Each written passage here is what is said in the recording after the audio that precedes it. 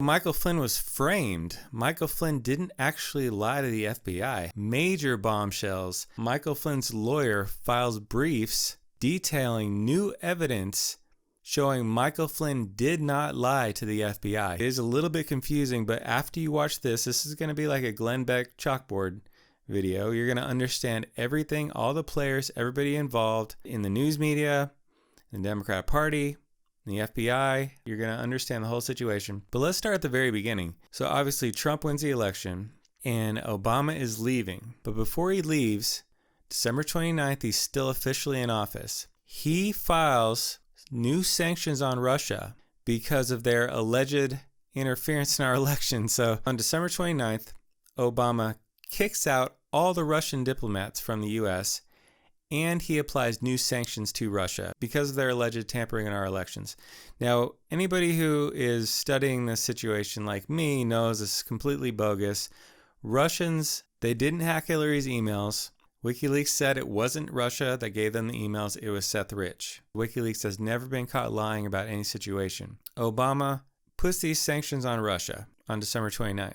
Now, incoming National Security Advisor Flynn, it's his job to talk to all the foreign ambassadors throughout the world. So he's going to be the National Security Advisor for Trump, and he's talking to all these ambassadors throughout the world during this time. And he has a number of conversations with the Russian Ambassador Kislyak around this date, which there's nothing wrong with. That's totally fine. Totally normal.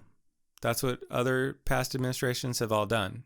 Flynn's making these calls, or he's receiving these calls from Ambassador Kislyak of Russia. Now, January 10th, 2017 is when BuzzFeed released the infamous Steele dossier. This is the P-Gate dossier, where they allege all these things about Trump with Russia and Trump doing all kinds of nefarious things.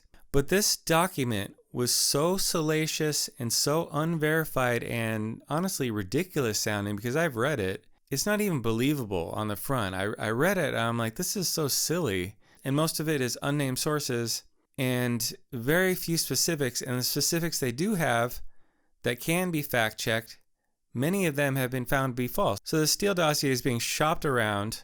None of the major news outlets will take it because they're like, this is horrible. This is going to make us look terrible. We're not running this. And then finally, BuzzFeed, they say, we'll run it. And they run it on January 10th. And this dossier is so bad that even BuzzFeed, at the top of his article, you can see here, they have to issue a retraction. You can see the screenshot here. This is what BuzzFeed has to write at the beginning of this article that contains the Steele dossier. A dossier compiled by a person who has claimed to be a former British intelligence officer, that's Christopher Steele, alleges Russia has compromising information on Trump. The allegations are unverified and the report contains errors. You don't hear anybody take this serious. This is basically discredited. Even left-wing sources mostly will say this is not reliable. And this is what they started the Russia investigation on, primarily. This drops on January 10th. Now, we have uncovered new texts from the gift that keeps on giving, the GIF that keeps on the GIF that keeps on giving, Peter Strzok and Lisa Page. Now, this BuzzFeed article drops, and they're texting back and forth. Peter Strzok says, we need to use this as an excuse to interview some people. And one of the people they went to interview was Michael Flynn. And it appears from the evidence that we have that the reason they went to interview him was for the sole purpose of setting him up, trying to catch him in a lie. There's no crime. You're trying to create a crime. This is called entrapment. So for the next 2 weeks, top FBI officials met to discuss how they were going to approach Flynn.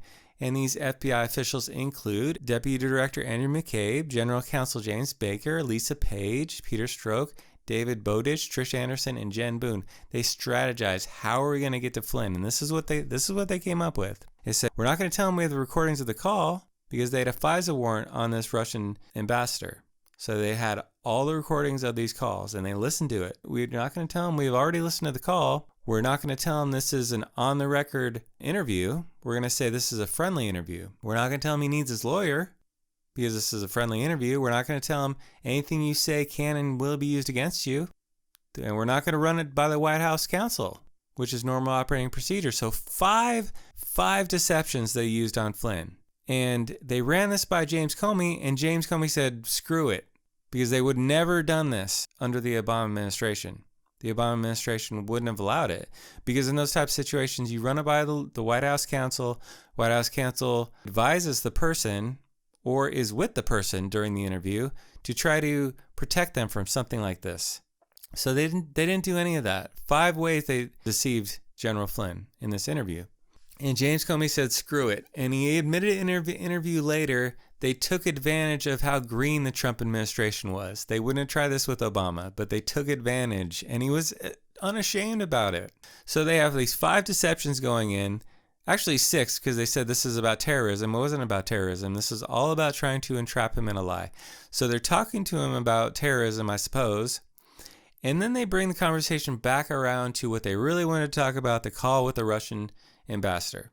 And they ask him, did you talk about sanctions with the Russian ambassador? Did it come up? And they asked him about a upcoming UN vote.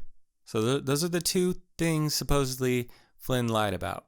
Now, when he's asked these questions, it seems obvious to me that Flynn obviously did talk about the sanctions, because Flynn had many phone calls with the Russian ambassador around the time that Obama put on these new sanctions.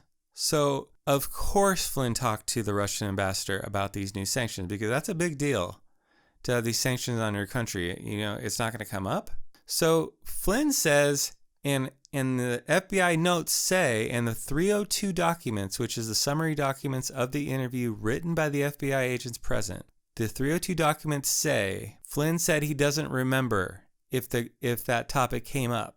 That's what the original 302 documents say. That's going to change later. But before we get into the interview with Flynn, let's go back to January 10th. So on January 10th, BuzzFeed released this article.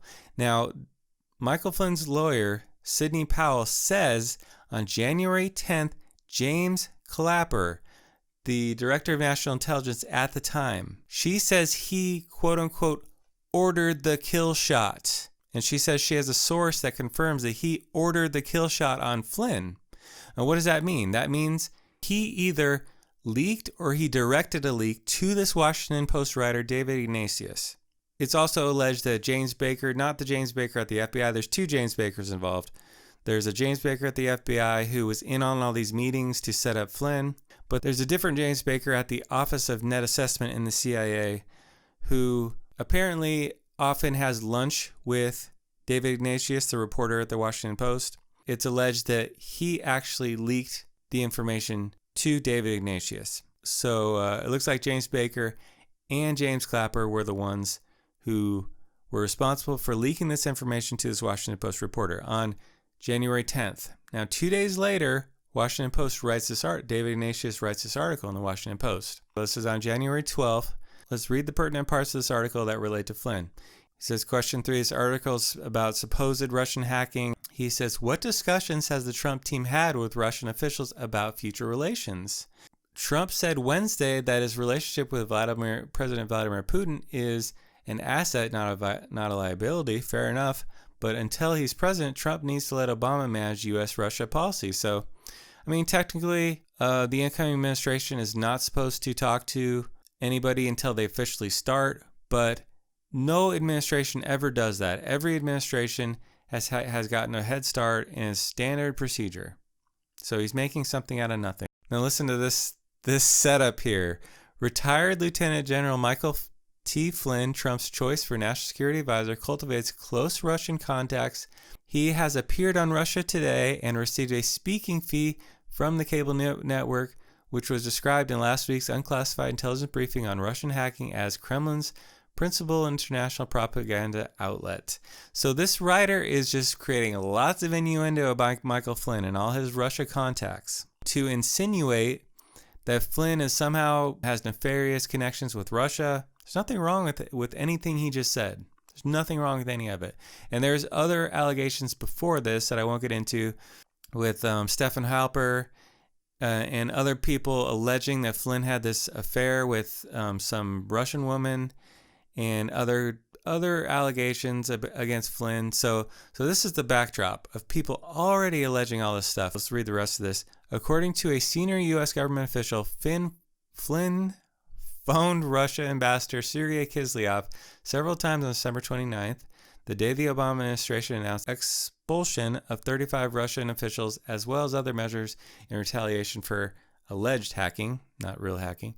What did Flynn say, and did it undercut the U.S. sanctions? So now he's offering the questions. He's creating all this doubt. What did Flynn say, and did it undermine the U.S. sanctions? The Logan Act, though never enforced, that's important, never enforced, bars U.S. citizens from correspondence intending to influence a foreign government about disputes with the United States. Was its spirit violated? The Trump campaign didn't immediately respond for a request for comment. So they're creating all this innuendo and raising the question, what's Flynn? Is all these ties Flynn has? And did he violate these rules? Did he violate the spirit of the rules? They would never say this about Obama. They'd never say this about Hillary or her administration if she had gotten office, because this is fake news. This was literal deep state operatives feeding him this information for the purpose of him creating this propaganda against Flynn as part of this setup. Anyway, I wouldn't expect anything less from Washington Post, but I'm just saying this is a very dirty article. January 12th, he writes this article, and Washington Post is one of the two biggest newspapers in the country, so everybody's reading this, at least in political circles. People know about this. It's very certain that Michael Flynn knew about this. He's already getting heat about Russia and Russia contacts. This newspaper is writing this article blowing up him as if he's this Russian asset, questioning him, questioning the Logan Act. This is the setup. So January 24th comes around. This is coming back to the interview of Strzok, and now they set him up with the 6 lies again. Now we go to the interview. They start talking about terrorism, which was their front. Now they get around to the subject of the sanctions. They said, did you talk to this Russian ambassador about sanctions? And Michael Flynn says, I don't remember if I did. Now, of course, Michael Flynn did talk about the sanctions. Of course. That's got to be the number one thing the Russian ambassador wants to talk about. It's a big deal. Michael Flynn says, I don't remember if I did. Now, what I think happened was Michael Flynn said to himself, I got all this heat on me from this Washington Post article, from other things that people are spreading around about me supposedly being a Russian asset. I don't want to say that I talked about these sanctions because technically I'm not supposed to be talking about these sanctions. That's technically a violation of the Logan Act, even though it's standard practice for incoming administrations to discuss these things before they're officially in office. But he doesn't want to say that because that's technically a violation. But he also doesn't want to lie and say, no, I didn't, because he did. So he says, I don't remember. So I think it's his way of saying, kind of pleading the fifth. So that's what the FBI agents write in their 302s, is he says he doesn't remember. That's January 24th, that interview happened. Now, February 9th, the Washington Post and the New York Times blatantly write, Flynn did talk to the Russian ambassador about the sanctions because they got it leaked to them.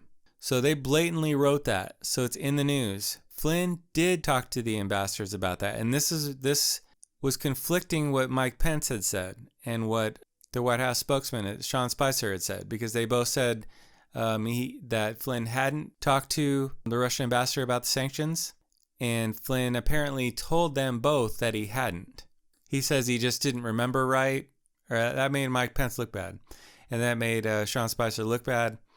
And to get this whole situation out of the way, the White House listened to the calls and they said, well, we could go either way with this because we can't tell if he's lying or if he just misremembered. We could go either way with this, but let's just get this out of the way. We're incoming administration. Let's just fire him and put this to bed. So they fired him, and the deep state got what they want. They wanted Michael Flynn out. But the more important point is February 9th, the information dropped about Flynn talking to the Russian ambassador about the sanctions. So that came out in the news.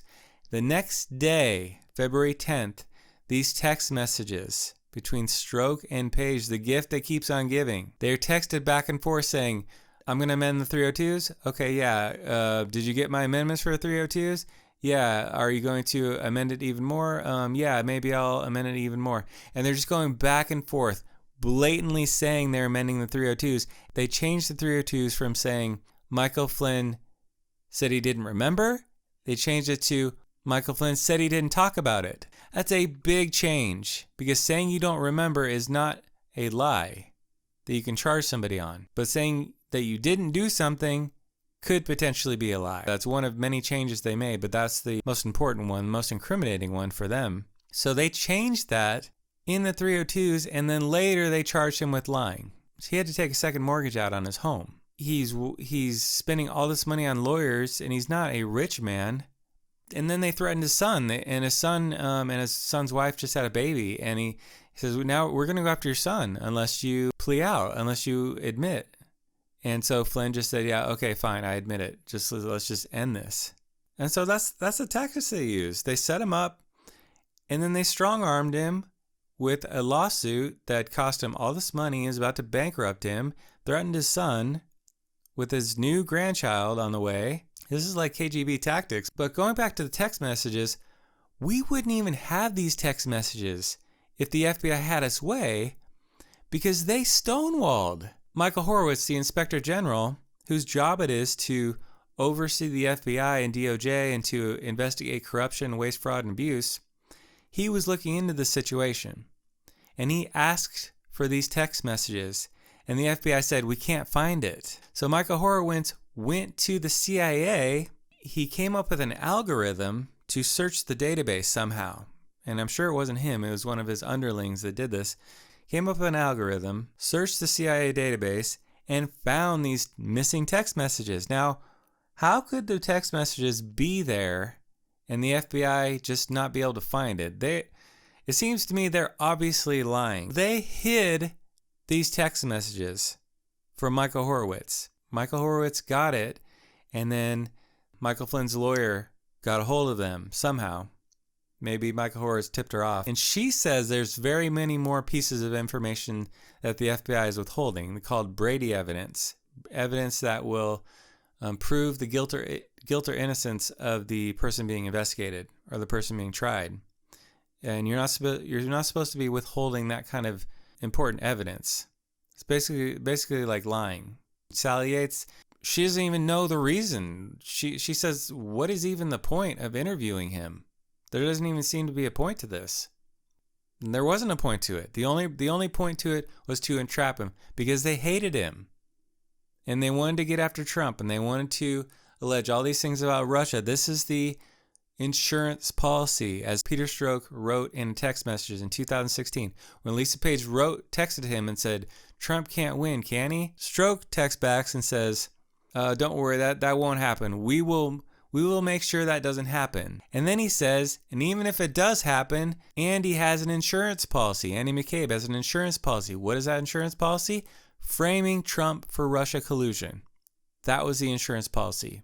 This is a lot of bad information for many people involved. And before I end it, I just want to say, just pray for our country. It appears from what Q has said and a lot of the information that's come out from Bill Barr and John Durham and Huber and Inspector General Horowitz, that they're really investigating a lot of these people involved in some of these scams. All ended with this Fox News video. Point being, was James Clapper there when you use the word conspiracy? Were he and others out to get General Flynn?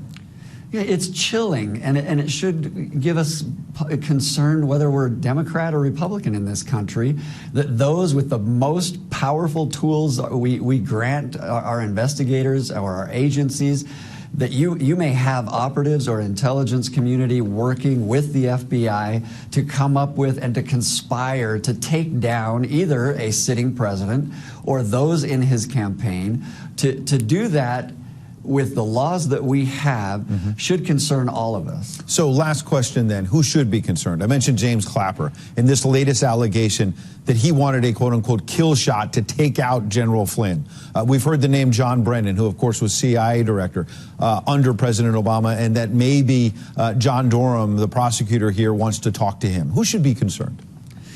Anyone that may have assisted in manipulating, utilizing our criminal statutes or our foreign surveillance abilities on U.S. citizens, any of them, from Clapper and Brennan to Comey or those that have such power, should be concerned. We, as a country, want to know that those who have that kind of power are not above the law, and we can investigate them as much as any regular, ordinary citizen.